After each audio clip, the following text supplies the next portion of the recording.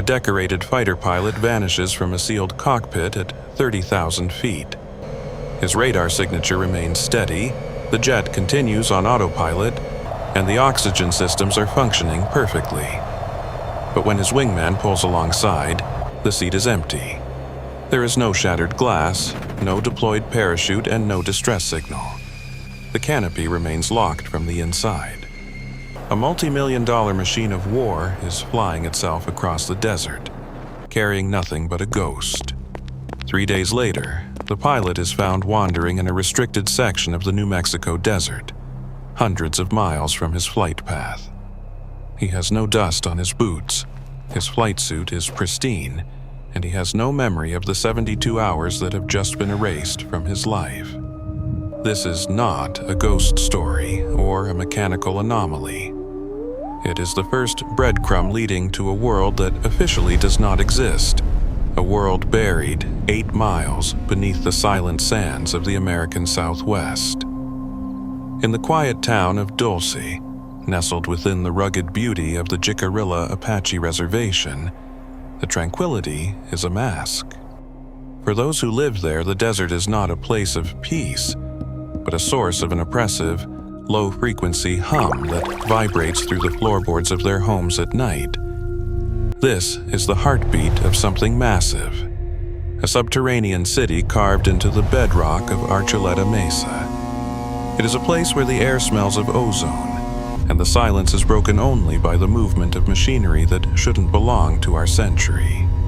For decades, whispers have escaped the high-security perimeter, suggesting that the surface of the Earth is merely a roof for a parallel civilization, one where the laws of conventional biology and physics are being rewritten in the dark. The residents don't talk about it to outsiders, but they feel the tremors. They see the orange orbs that dip behind the ridges and never come back up. They know that beneath the sagebrush and the red rock, a project of unimaginable scale is unfolding in total isolation. The architecture of this hidden world was first described by those who claimed to have seen the blueprints of the abyss.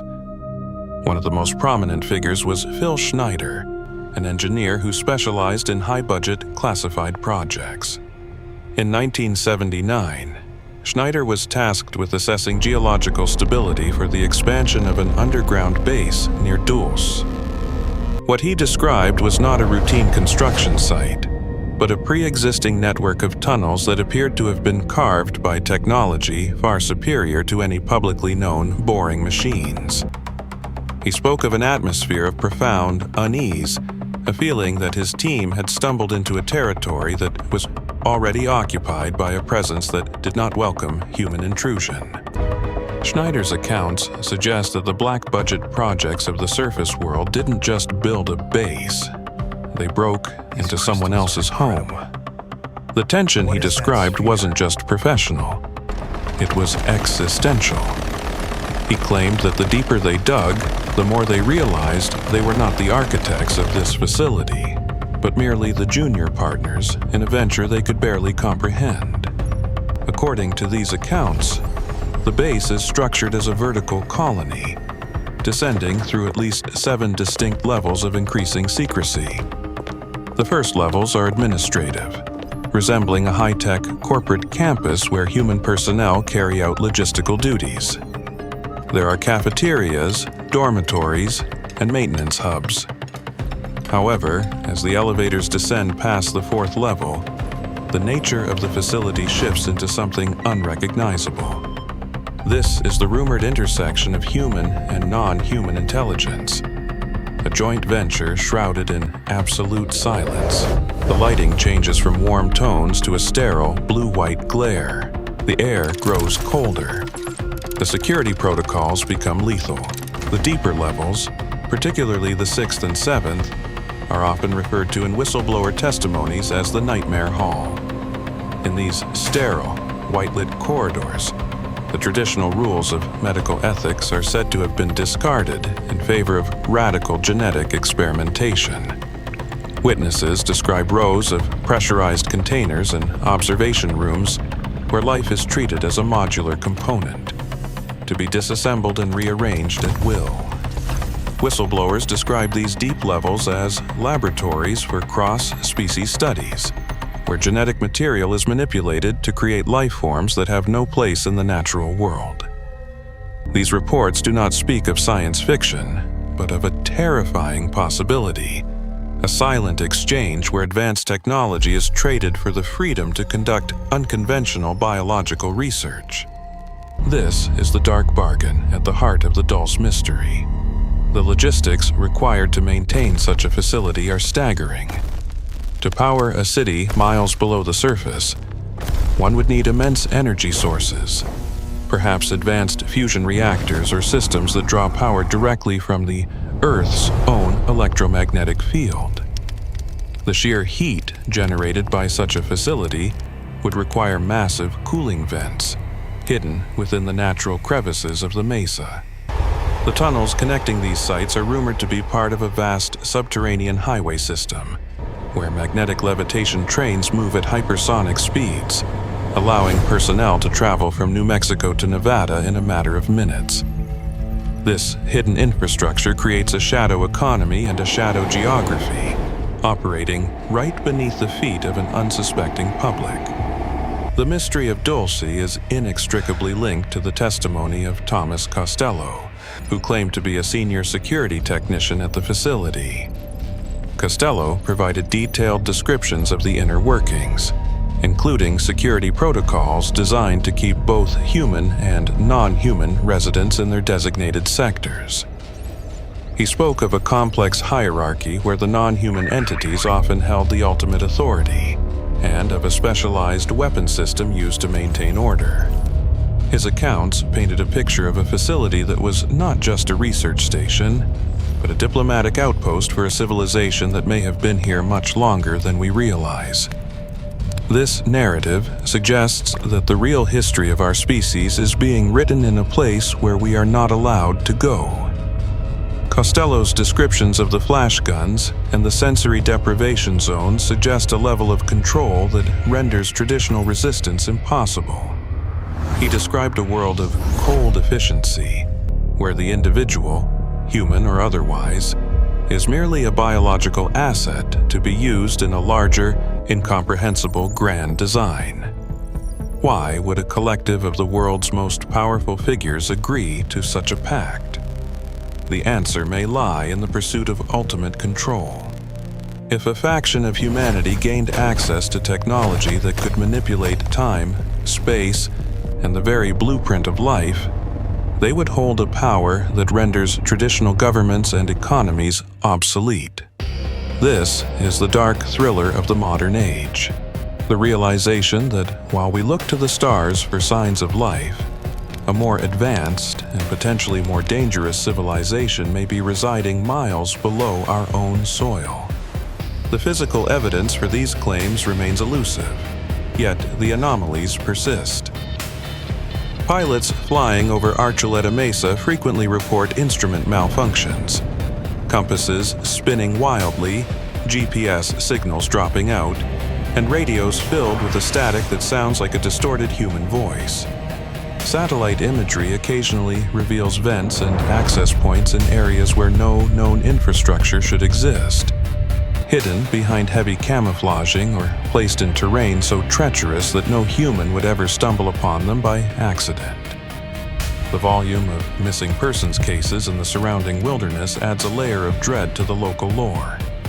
While many disappearances can be attributed to the harsh terrain and the unpredictable weather of the high desert, there is a persistent fear among the locals that some of those who vanish are not lost to the elements. They fear that some are taken into the depths to serve as the subjects of experiments that defy description. This concept challenges our fundamental understanding of sovereignty and security. If these entities have built a home beneath our feet, our existence shifts from one of exploration to one of coexistence under duress. We are like children playing on the surface of a frozen lake, unaware of the predatory life that thrives in the dark waters below the ice. The boundary between the world of light and the world of the mesa is thin, and for some, it is porous. The pilot who vanished from his cockpit is the ultimate proof of this breach. He was taken from a position of absolute technological superiority and returned as a man who no longer knew who he was. Science demands empirical proof, but the world of classified operations is designed to ensure that such proof never sees the light of day. Documents are redacted until they are nothing but black ink on white paper. Witnesses are discredited, their lives dismantled by scandal or sudden poverty. Physical sites are protected by lethal force and advanced surveillance that can detect a heartbeat from a mile away. However, the consistency of stories coming from unrelated sources, engineers who never met, security guards from different eras, and local residents who have lived on the reservation for generations, creates a tapestry of suspicion that is difficult to ignore. They all describe the same hum. They all describe the same orange lights. They all describe the same feeling of being watched by the ground itself. As we spend billions exploring the surface of Mars, the silence of the desert serves as a reminder of the vastness of what we do not know about our own planet. We are looking for life in the heavens while ignoring the pulse coming from the bedrock. The deeper one digs into the narrative of Dulce, the more it feels like a confrontation with a mirror. Are these hidden bases a reflection of a human drive for progress at any cost? Are the reported experiments a dark extension of our own scientific curiosity, stripped of all empathy and restraint? If the accounts are true, we are witnessing a merger of two different kinds of coldness: the clinical detachment of an alien intelligence and the ruthless ambition of human power seekers. Together, they have created a sanctuary for the impossible, deep within the bedrock of the world. There is a psychological weight to this hypothesis that forces us to reconsider every light in the sky and every tremor in the earth. It suggests that our world is not a single, solid reality, but a series of layers, and we are only allowed to occupy the very thinnest one at the top. The rest belongs to the project. This reality suggests that the secret isn't just a piece of hidden information, but an entire hidden reality that operates on a timeline of centuries, not election cycles. It views the human population not as a society, but as a resource, a gene pool to be sampled, a workforce to be utilized, or a population to be managed. The stories of the Nightmare Hall and the hypersonic tunnels may be dismissed by many as modern mythology, a way to process the anxieties of a high-tech age where we feel increasingly small. But for those who have stood on the edge of Archuleta Mesa and felt the ground hum beneath their boots, the mystery is far more tangible. They know that the desert does not keep secrets, it only hides them. As the sun sets over the red rocks of New Mexico, casting long, distorted shadows across the land, one cannot help but wonder about the lights that are just beginning to flicker on, miles down, in a world that officially does not exist. The desert wind carries the scent of sage, but beneath it, there's that persistent metallic tang of ozone. The legacy of those who have spoken out is one of warning. They didn't speak of a glorious future of cosmic brotherhood or a new age of enlightenment. They spoke of a grim, mechanical reality where the human spirit is an afterthought. Their testimonies serve as a cold shower for those who dream of benevolent contact with the stars. Instead, they suggest that the contact has already happened, and it was a business transaction conducted in the dark, with terms that we might find unacceptable if we ever were to read them. Whether the base at Dulce is a literal facility or a potent metaphor for the hidden depths of the military-industrial complex, its impact on our collective psyche is undeniable. It represents the ultimate other, a place that is right here, yet completely unreachable. It is the dark basement of the American dream, where the things we aren't supposed to know are kept in cages. As long as the hum continues and the lights dance over the mesa, the questions will remain. What are they doing in the dark? What is the ultimate goal of a project that spans decades and costs trillions, yet remains invisible to the people who pay for it? And more importantly, what happens when they finally decide to come up for air? The truth may be buried deep, protected by layers of rock and miles of red tape, but it has a way of vibrating to the surface. We are left to wonder about the blueprints of the abyss and the silent architects who continue to build their world beneath our own. The desert remains silent, but the silence is heavy with the weight of 1,000 untold stories, all buried 8 miles down. The pilot's missing 72 hours are just a fraction of the time that has been stolen from our collective history. The disappearance of the pilot was just the beginning. It was a crack in the armor of a well-guarded reality. If the sky can be breached and a man can be taken from a machine of war without a trace, then no place is truly secure. The facility at Dulce, if it exists, is a monument to the idea that privacy and safety are illusions. In the deep levels, there are no windows, no seasons, and no laws except for those dictated by the project. The people who work there, both human and otherwise, are part of a system that sees the surface world as a mere garden to be tended, or a laboratory to be observed. Here you go. Are you They enjoying operate the with a pasta? level of detachment that is terrifying, viewing the complexities of human emotion and culture as mere data points in a biological survey. Every tremor felt in the Four Corners region, every report of a strange craft dipping behind a ridge, and every unexplained surge in the power grid reinforces the suspicion that the Earth's crust is far more porous than we were taught in school. We are told that we are the masters of this planet, the pinnacle of evolution, and the sole inhabitants of our world. But if the blueprints of the abyss are real, we are merely the residents of the top floor of a building we don't own. The real owners are in the basement, and they are busy with a project that does not include our consent.